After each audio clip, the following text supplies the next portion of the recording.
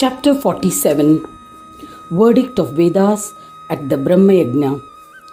Om Shri Ganeshaya Namaha. Shri Shukacharya said, O Prahlada, the chief guests who had assembled for the Brahma Yagna expressed their opinions with respect and discussed their views as per their intellectual capacities. Some opined that Brahmadeva was Brahma, while others considered Vishnu as Brahma. They debated on whether Shakti, Shiva or Ravi, Surya was the form of Supreme Brahma, while others said that Ganesha was a form of Brahma. They pondered on whether Anna, food, Prana, vital air, Vijnana, Ananda, the realization of Soham or Chaitanya in the form of Bindu was the Supreme Brahma. They debated whether Bodha, knowledge, Sankhya or Karma was Brahma. Some expressed the view that Brahma exists as Sama form, equanimity or Avyakta, unmanifest. Some opined that Brahma was Swaswamvedya, intelligible only to self, while others considered Nivritti in the form of peace was Brahma. They also argued whether the transcendent yoga form was a form of Brahma. O Asura, some were of the view that Asat form, Sat form, Purnananda form or Sahaja form was Brahma. This led to a heated debate. Each one passionately believed in their views. There was a dispute between the Pandits as to the form of Brahma. There was no consensus. In that situation, in order to settle the argument, the unbiased and omniscient Vishnu, inspired by Shankara, took initiative. He said to the assemblage, Vedas hold the position of the Guru of all. There is no doubt about it. O Devas and Munis, Vedas had expounded the form of Brahma. One must pursue the teachings of Vedas to decide who Brahma is. It should be acknowledged by all and will prove to be the joy bestowing. O Munishwaras, Vedas have stated their experiences truthfully. Therefore, it is through the Vedas that everyone will obtain the supreme knowledge. Some Devas, Munis and Rakshasas can attain realization of Brahma by following the path of yoga. Yet, their preaching is not as reverential as that of the Vedas. O Brahmins, there is no one comparable to Vedas in the knowledge of yoga. Vedas are the bearers of complete yoga and hence are the Guru to all. O illustrious ones, remember Vedas so that all your doubts will be eliminated. Hearing these words, yogis, devas, muniganas praised the intellectual Vishnu. Shankara and others remembered Omkara, Vedas and all the limbs of Vedas for the success in their endeavors. They all manifested. Seeing them, devas and rishis stood up immediately in reverence and offered pranams. They performed their puja. Omkara and all Vedas sat on an asana. They were delighted, and Vedas spoke to Shankara and other Devas. O Devas and Munis, why have you remembered us? We shall happily help you. There is no doubt about it. Shiva, who was wise and learned and was eager to obtain a verdict, politely asked, for the benefit of all, we had commenced a Brahma Yagna. This marked the start of our debate. We are unable to arrive at a conclusion. Therefore, O Vedas, all of us remembered you. You are unquestionably an authority on this topic and thus can resolve our debate. Yogis can never match your worthiness as we have all become yogis by following your teachings. O Asureshwara, Prahlada, on hearing these words of Shankara, Vedas, who are the protectors of the destitute, addressed Devas, Munis and people. Vedas said, we are not authorized to make decisions relating to the Brahma Yagna. This is because our body is composed with words. Yet we will try to elucidate and resolve your inconclusive debate. We are not the form of divinity or Brahma. We are definitely not the ultimate knowledge in Brahma. We shall express our opinion based on the knowledge of yoga. O Devas, we shall express our verdict on every aspect relating to Brahma.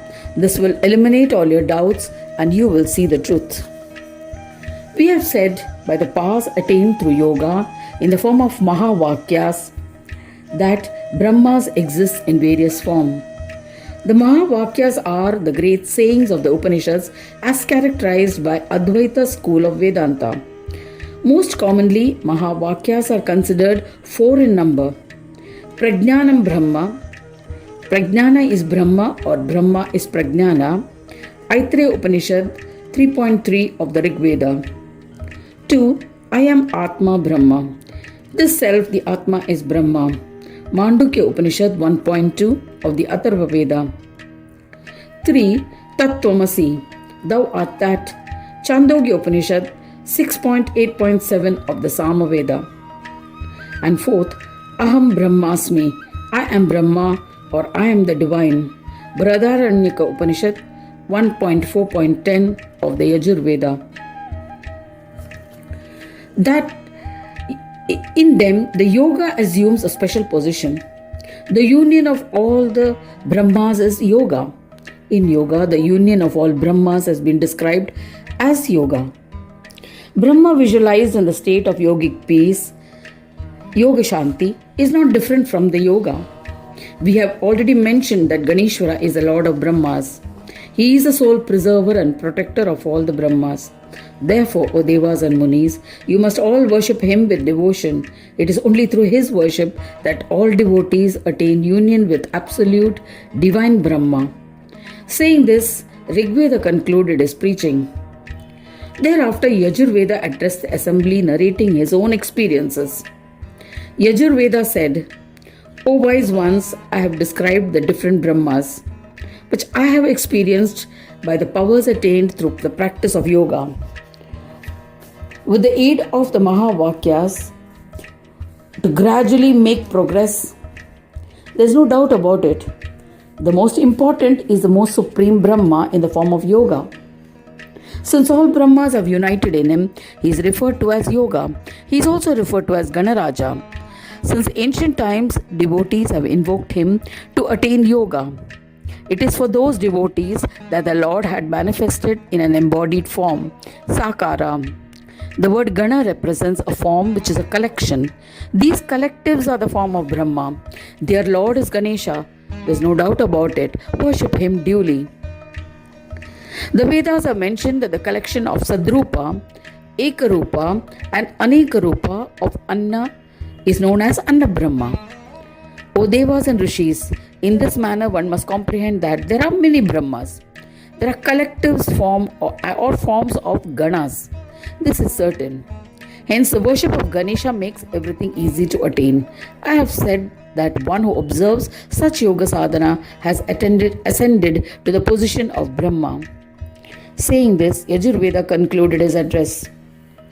Thereafter, the eminent Samaveda, the illustrious expert on yoga, stood up to give his decision on the debate on Brahma. I have practiced yoga and acquired some prowess. Hence, I am in a position to opine on Brahma. Therefore, O Devas, Brahmins and Munis, listen. I have described the various Brahmas through the great statements or the Mahavakyas of the Upanishads. I have worshipped various Brahmas by the practice of yoga. Since the capability of performing yoga varies, the Shanti bestowing Brahma is the yoga wherein the union of all Brahmas occur.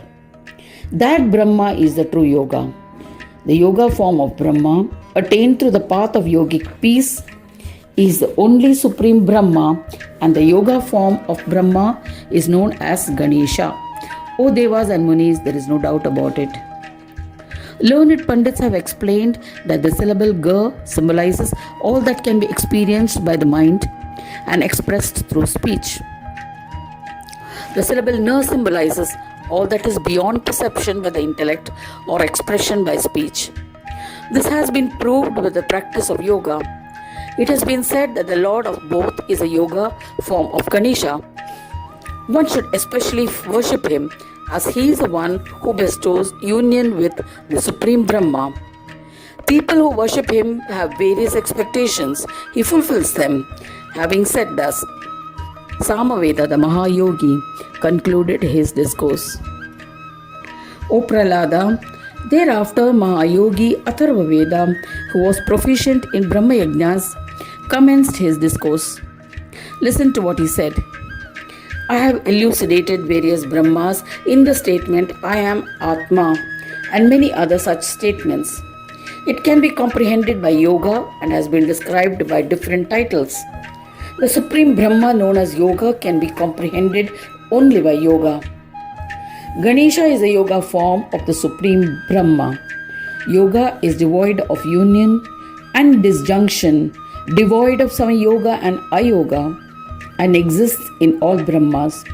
The ones learned in yoga say Shanti or peace is contained in yoga. Gananatha is the form of yoga and the bestower of peace. Ganesha alone is a form, Lord of collectives, the Ganas, and the Lord of all Brahmas. This is why it is said that he is a form of yoga. The yogic form of Ganesha is the origin of all. In the middle, he incarnates in his Amsha form and exists within the Jagat and in all Brahmas. In the end, he is the only one who remains. Therefore, it is appropriate that he must be worshipped foremost. O Devas and Munis, who are desirous of a verdict on the debate, this is why he is worshipped by all. He is in the beginning and in the end. It also implies that in the middle he exists as in the differentiated and undifferentiated forms by the powers of his Maya and conducts his divine plays. So, one should worship that yogic form by service through yoga in order to attain union with Brahma when you have accomplished the Brahma Yagna. Saying this, the scholarly Mahayogi Atharva Veda concluded his explanation. Thereafter, Omkara, the knower of all yoga, began speaking to the assembly. I am existent in all the four Vedas. Through yogic service, I was blessed with realization of Brahma. O Devas, this is why I am respected by yogis. I have imparted the knowledge of yoga to Vedas. Based on that knowledge, they practiced yoga daily and they have become acclaimed as being well versed in the knowledge of Brahma. There is no Brahma anywhere other than yoga. Hence, the supreme eternal Brahma exists in the yogic form in this world and in the Brahmas. This all-pervading Brahma is Ganaraja. This had been said by yogis with authority. Ganaraja assumes forms of yoga by existing in Sanyoga or Ayoga forms to conduct divine plays. Siddhi is Maya, who is a form of erroneous perceptions. Buddhi is Maya, who is a bearer of these delusions. Ganesha is their Lord. He conducts his divine plays through them. Siddhi grants enjoyments, grants liberation, and ascent to the position of the Supreme Brahma. Buddhi, intellect, is the five tendencies of the mind, the Chittavrittis. The Lord, in his Swasamvedya and Sanyoga form described in the Vedas, can be visualized in the union of both Mayas. This is why he is referred to as being endowed with Maya and residing in Swananda. He is never experienced alone. He is always accompanied by Siddhi and Buddhi. When he is with them, his form as one devoid of Maya, Nirmayika, is not seen. The syllable Ga represents a yoga form, while the syllable Na represents ayoga form. Vedas have mentioned that Ganesha is the union of Ga and Na forms. One should worship this Ganesha in order to attain divinity. Hence, O Devas and Brahmins, you will become one with Brahma. There is no doubting it. Saying thus, Omkara concluded his discourse. Thus ends the 47th chapter titled Verdict of Vedas at the Brahma Yagna in the third Khanda of the Puran Upanishad, Srimad Mudgal Puran, describing the legends of Mahodara. Dedicated to Sri Gajanana. End of chapter 47.